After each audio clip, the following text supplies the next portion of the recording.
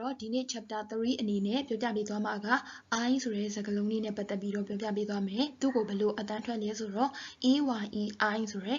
အင်္ဂလိပ်စကားလုံးလေးနဲ့အတန်းထွက်တူတယ်။အဲ့တော့သူ့ကိုဘယ်နေရာမှာသုံးလဲဆိုတော့ there is there are pattern နဲ့ရေးတဲ့နေရာမှာသုံးတယ်။အဲ့တော့ဥပမာစာကြောင်းလေးတွေကြည့်မယ်ဆိုလို့ရှိရင် I honor Alfombra and la casa. There is a rack in the house.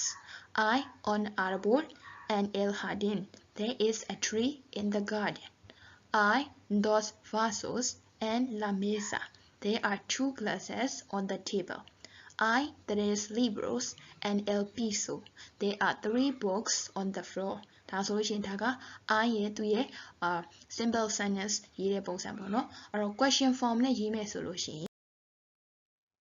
သူက question form နဲ့ရေးမယ်ဆိုလို့ရှိရင်လေဒီပုံစံလေးနဲ့ပဲရေးတယ်ဒါပေမဲ့ဘာပို့လာလဲဆိုတော့ question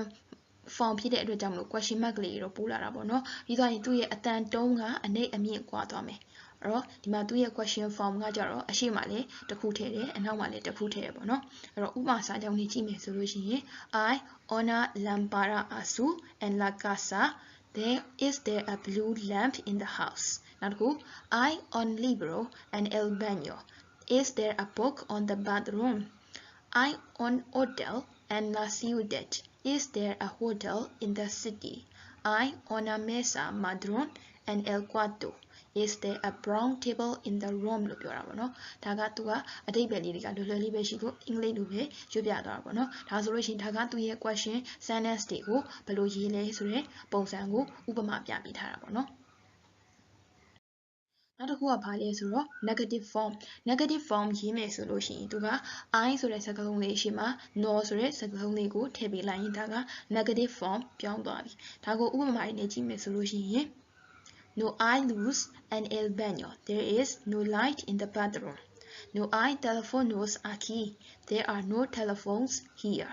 Aquí ဆိုတာက here နေရာကိုပြောတာပေါ့နော်ဒီနေရာမှာ telephone တွေမရှိဘူးပြီးတော့ရင် no hay revistas en el hotel ဒီမှာဆိုလို့ရှိရင်ဒီ hotel မှာ magazine တွေမရှိဘူးဒါဆိုလို့ရှိရင်သူ့ရဲ့ negative form ကိုရေးပုံရေးနည်းပေါ့နော် I ဆိုတဲ့စကားလုံးလေးရှိမှာ no ဆိုတဲ့အခရာလေးအပ်ပေးလိုက်တာကပ်ပေးလိုက်တာ ਨੇ သူက negative form ဖြစ်သွားပြီ